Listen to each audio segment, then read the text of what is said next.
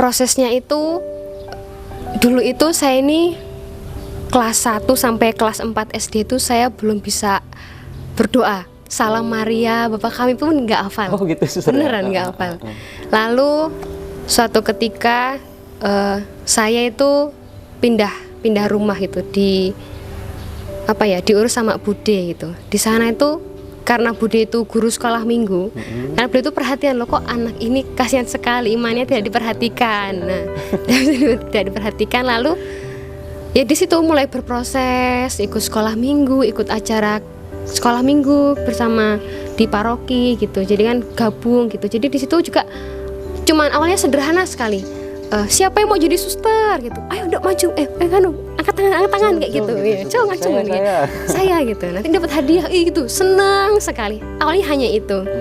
Lalu ketika SMP SMA tuh ternyata berkembang, rasa itu tuh ya dari hal sederhana itu ternyata terpupuk dalam diri saya gitu. Karena juga ketika ditanya kamu besok cita-citanya jadi apa gitu, jadi suster gitu. Ketika di sekolah juga kan ditanyain sama guru gitu, kamu cita-cita jadi apa besok? Jadi suster bu. Jadi ketika orang tua ngambil rapat itu, ibu guru udah tanya gini, Pak, Maria itu mau jadi suster ya? Gini. Loh, iya gitu. Terus itu jadi hal-hal kecil itu ternyata semakin memupuk panggilan saya gitu. Oh gitu. Jadi panggilan suster rasakan dari kecil suster. Dari kecil. Pengen jadi suster dan akhirnya puji Tuhan detik ini jadi suster dan mudah-mudahan akan terus setia dalam hidup panggilan suster ya. Lalu gimana dengan suster Hedwiges nih? Perjalanannya hingga pada akhirnya hari ini bisa menjadi seorang biarawati suster.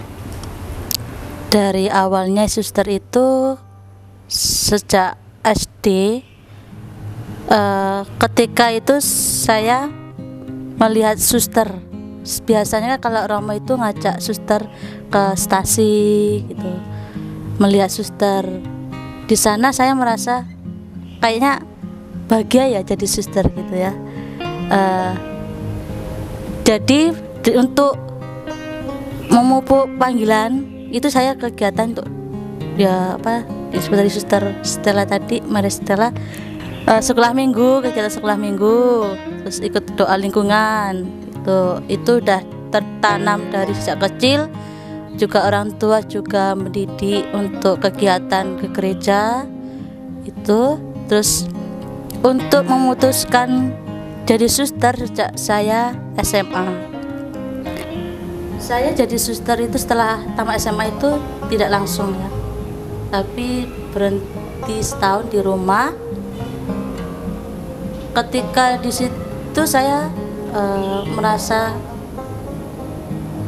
panggilan saya kembali lagi itu, karena sejak dari SD, SMP, terus SMA itu saya merasa saya pengen kuliah gitu kan, tapi saya nggak damai, merasa nggak damai gitu. Terus saya di rumah setahun itu saya merefleksikan untuk berani memutuskan jadi suster. Dan juga ketika saya mengenal suster HK juga itu ketika ada suster yang live in kayak seperti ini ya, tidur di tempat saya semalam. Terus di situ saya berkelanjutan berkomunikasi dengan suster itu. Lalu saya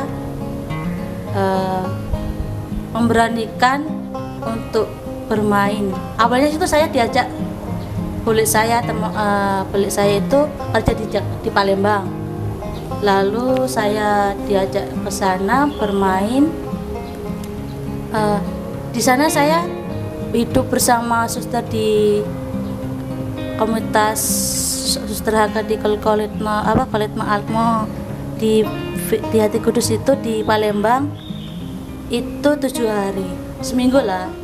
Nah di situ kalau saya mengatakan mengambil keputusan iya ya saya diantar ke Lampung, kalau enggak ya saya tahun depan gitu kan.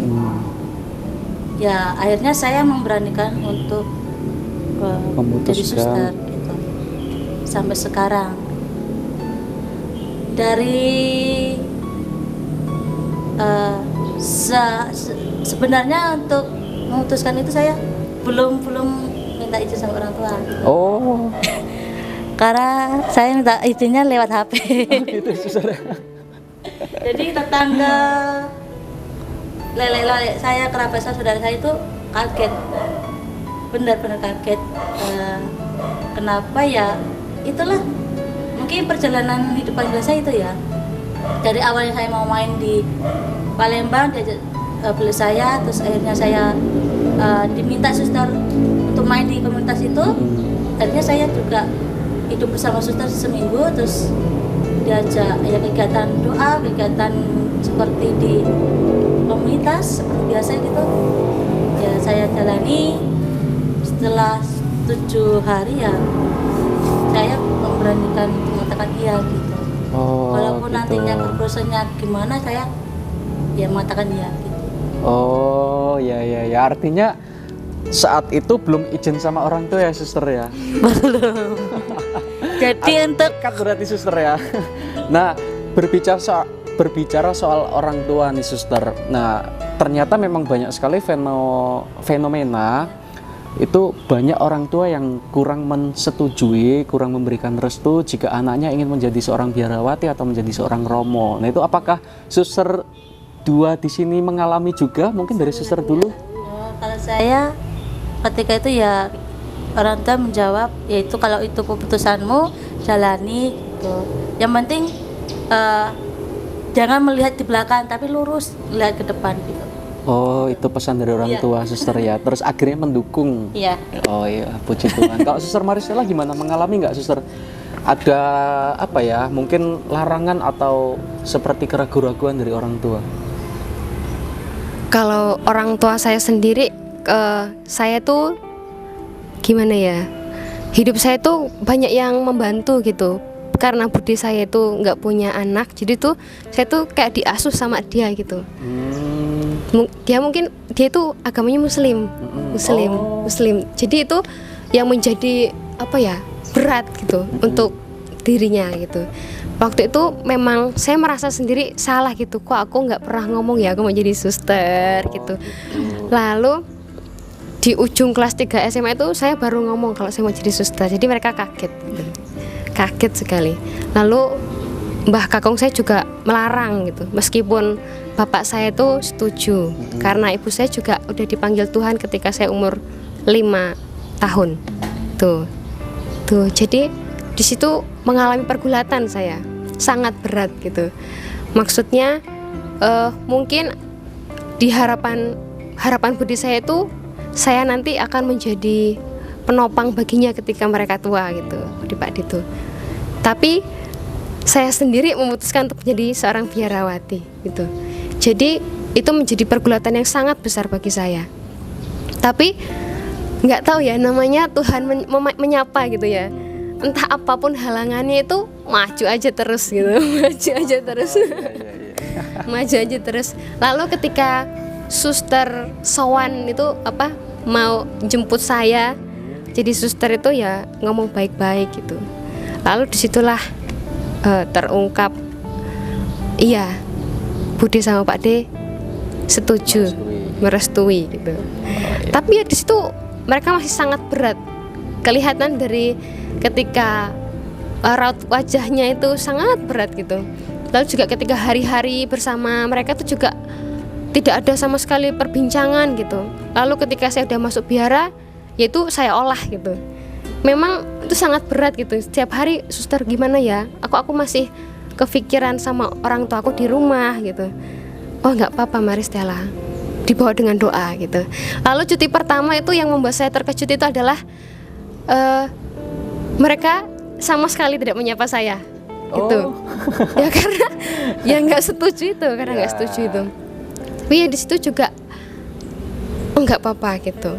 Saya masih mungkin hari ini belum waktunya gitu. Tapi ketika kemarin cuti kedua, oh mereka sudah terbuka gitu. Jadi sebenarnya kita itu butuh proses untuk menerima. Saya harus butuh proses untuk menerima. Mungkin suatu saat nanti mereka akan menerima apa yang saya pilih, keputusan saya ternyata memang benar gitu. Meskipun harus bertahun-tahun, berpuluh-puluh hari gitu, saya menantikan itu, ternyata itu Tuhan itu ya itu menjanjikan gitu loh.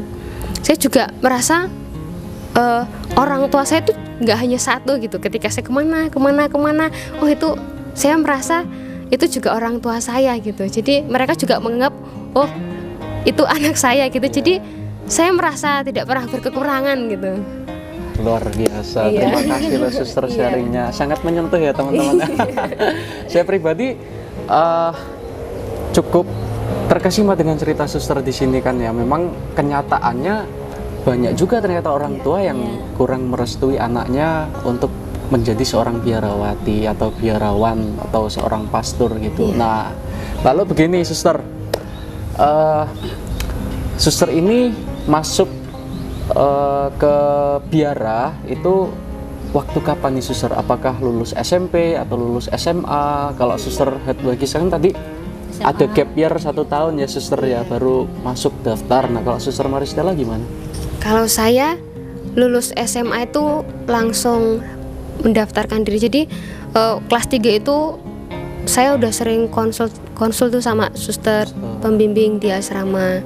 Suster, saya mau jadi suster. Oh ya, nanti bulan Juli itu saya tuh udah diantar ke masuk aspiran. Jadi Juli, Agustus, September itu saya udah masuk aspiran. Jadi ya di situ juga langsung, maksudnya saya nggak nunggu lama gitu. Meskipun dalam keadaan berat itu saya tetap maju aja gitu. Lalu tiga bulan aspiran, lalu masuk ke postulan itu saya udah masuk di rumah pembinaan novisiat. Ketika saya aspiran itu saya belum di novisiat, masih di lingkup asrama tempat saya tinggal dulu. Di situ ya masih pengenalan cara berdoa, suster seperti apa, terus hidup bersama gitu, masih belajar hidup di komunitas seperti apa gitu. Lalu masuk postulan sama aspiran itu kalau digabung jadi satu itu 1 tahun tuh. Oh, 1 tahun. 1 tahun. Lalu lah di masa postulan itu baru pengenalan kongregasi, pendiri gitu. Terus spiritnya gitu ya, suster, spiritualitasnya, spirit komunitasnya. Ini Suster Marcella dari komunitas? Dari Suster FSGM, Fransiskan, mungkin Santo teman-teman Georgius kita bisa Martir. sambil dengerin Suster Marcella nih prosesnya gimana sih dari awal sampai akhirnya jadi suster sampai suster gitu. Tuh 1 tahun itu postulan sama aspiran. Lalu ketika sudah melewati itu tahap itu, masuk ke jenjang berikutnya itu Novis 1.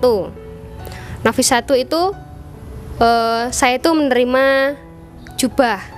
Waktu postulan itu belum pakai jubah, ya sudah pakai pakaian habit tapi potongannya cuma setengah pendek. Terus rambutnya masih pendek, lalu belum pakai kerudung. Itu selama Novis 1 itu 1 tahun. Itu masa kanonik. Jadi kalau orang Jawa bilang itu dipingit. Jadi selama masa itu kami tidak pergi kemanapun. Hidup kami di biara, lebih mendalami spiritualitas itu, mengenal kongregasi, mengenal pendiri, lalu juga memupuk hidup doa, hidup bersama gitu. Lalu juga karena di novisiat itu kan juga kita belajar, ada dosen-dosen yang akan datang juga. Tetap belajar. Iya, jadi belajar kitab suci, belajar bahasa Inggris, liturgi. Sampai bahasa Inggris juga belajar. Iya, liturgi, terus banyak, terutama belajar sejarah kongregasi, spiritualitas, terus belajar mendalami konstitusi, dokumen-dokumen gereja. Termasuk liturgi juga. Iya, masuk. KHK juga, kitab hukum kanon. Iya, masuk. Itu belajar di situ ya selama di novisiat itu. Lalu masuk jenjang berikutnya Novis 2. Novis 2 tahun awal itu 6 bulan pertama itu kita akan filial namanya. Jadi belajar di komunitas nyata. Jadi terjun gitu ya suster terjun langsung ke komunitas FSGM yang berkaryanya gitu ya suster, karya-karya komunitas FSGM. Iya, di situ. Itu jadi kita belajar juga hidup berkarya, hidup bersama dengan para suster. Kan udah di komunitas nyata kan udah memang benar-benar terjun gitu kan ya, udah berkarya, udah di komunitas nyata, lalu bersama dengan umat. Jadi situ ya belajar banyak hal. Lalu kembali lagi ke rumah pembinaan. Di situ mulai refleksi lagi, mau lanjutkah atau mundur gitu. Jadi refleksi selama setengah tahun berikutnya itu refleksi hingga akhirnya memutuskan untuk membuat surat permohonan untuk lanjut untuk profesi, untuk mengucapkan kaul yang pertama. Kaul pertama. Jadi Suster Maristella ini sudah tahapnya kaul pertama ya suster ya sudah. Kaul pertama sudah dilewati, lalu saya sudah membaharui kaul yang ketiga. Yang ketiga artinya sudah ketiga junior tahun ketiga. Ya suster ya. Junior ketiga. Oke. Ya kalau dari versi Suster Hati Kudus gimana nih suster? Dulu suster dari perjalanan awal akhirnya mendaftar sampai hari ini gitu, sampai tahapan hari ini gitu. Kalau tidak jauh dari setelah FSGM itu dari kalau pengalaman saya itu saya nggak mengalami aspiran, jadinya karena saya terlambat menyusul, artinya menyusul dari angkatan saya sudah diterima sebagai postulan 1 bulan baru saya masuk gitu. Jadi saya menyusul waktu itu. Ketika saya sudah diterima sebagai postulan, ya saya dari awal, kan mereka udah duluan itu kan. Mereka juga udah pengalaman kerja bertahun-tahun. Saya ya di situ perjuangan saya ya untuk menyelesaikan diri, belum dengan sesama angkatan, terus mengenal melihat-lihat hidup doa, terus kegiatan di pendidikan di postulan itu selama 1 tahun. Lalu ketika sudah 1 tahun itu kami mengajukan untuk cladding namanya ya. Cladding itu pakai baju jubah layer namanya. Itu setiap bulan